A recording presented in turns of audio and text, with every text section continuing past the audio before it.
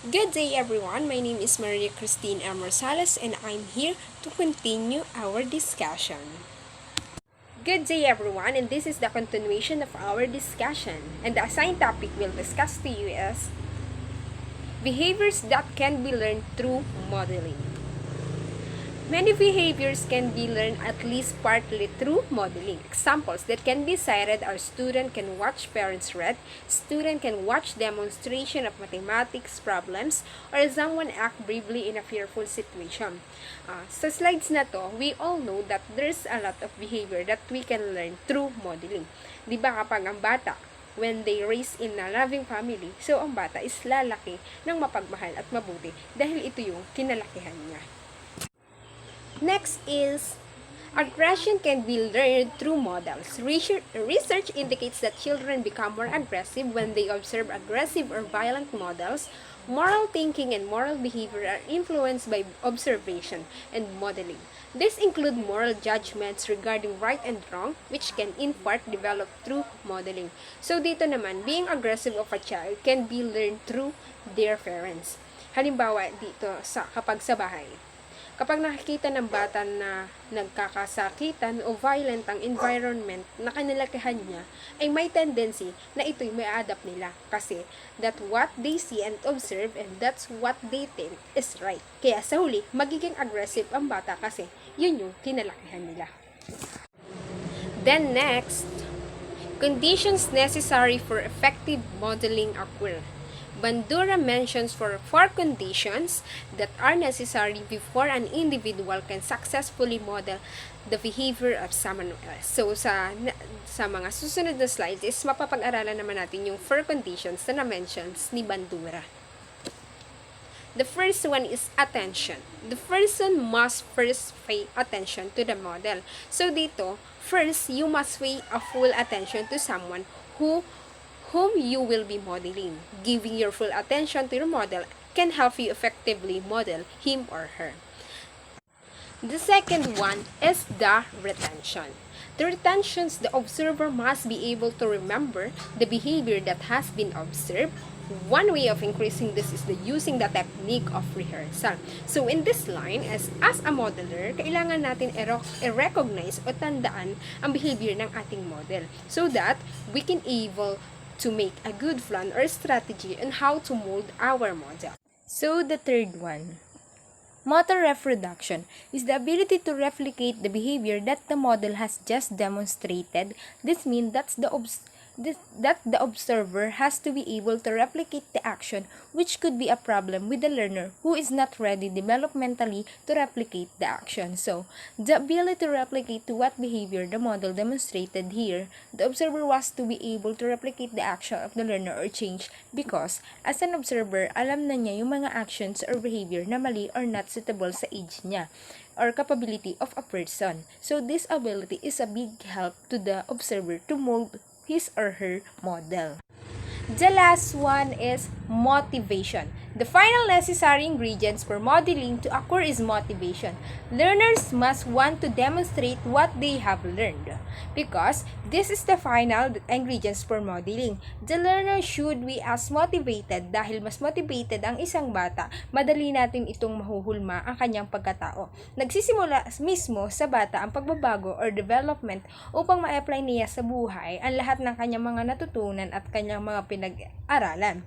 Remember that since these 4 conditions vary among individuals, different people will reproduce the same behavior differently.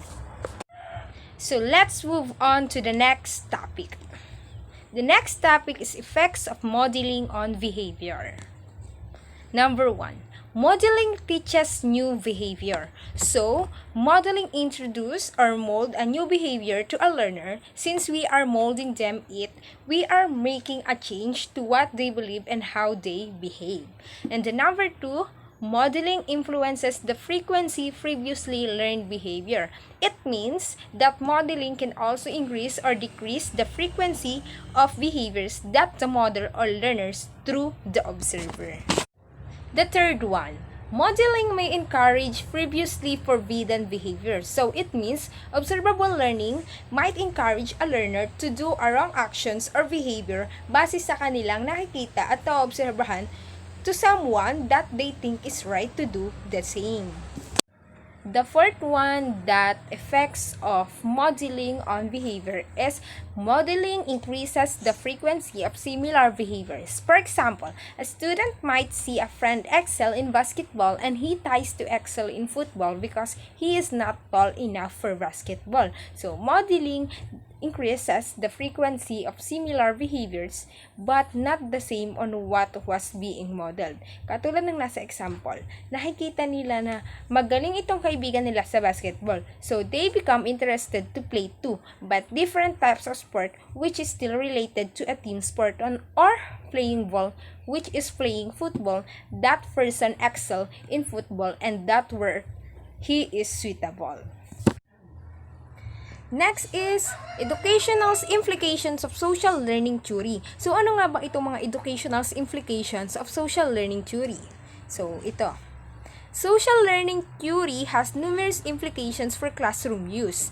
First is students often learn a great deal simply by observing by the other people. Madaling natututunan ng bata gamit ang mata nila, specifically in observing things around them. Being good observant and conscious about the things that is happening with your environment, that more you learn new things.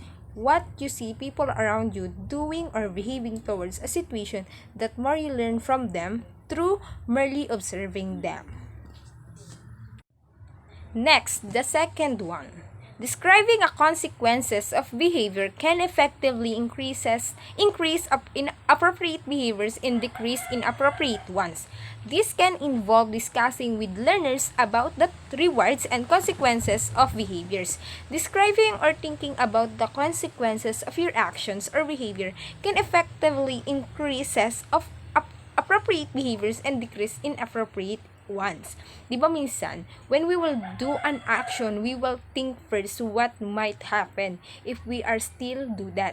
Nai-imagine natin kung baka tayo ay masaktan or baka tayo ay magkasala.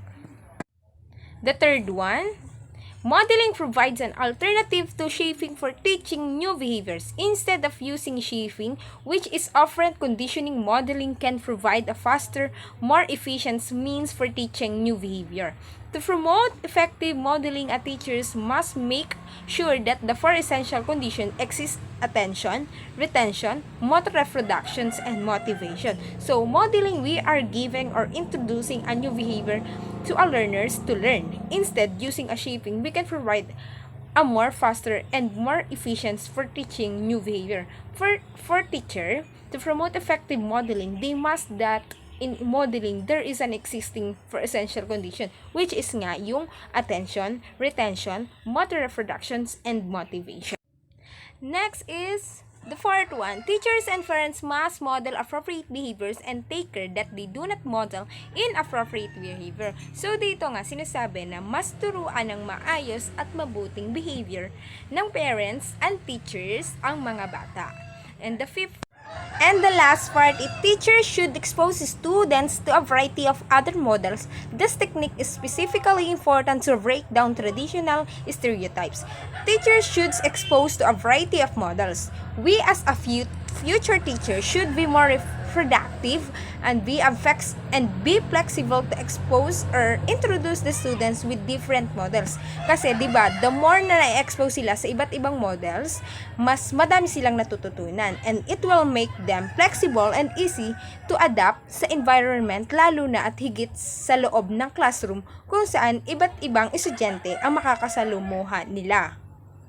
Next is, so, ayun na nga po, dito na po ang last part ng aming discussions at dito na nga po namin tatapusin ang aming talakayan. Sana po ay may natutunan kayo sa akin at kay Jen Cyril Dillosa at sana po ay naintindihan nyo po yung mga aming mga paliwanag na tinalakay sa inyo.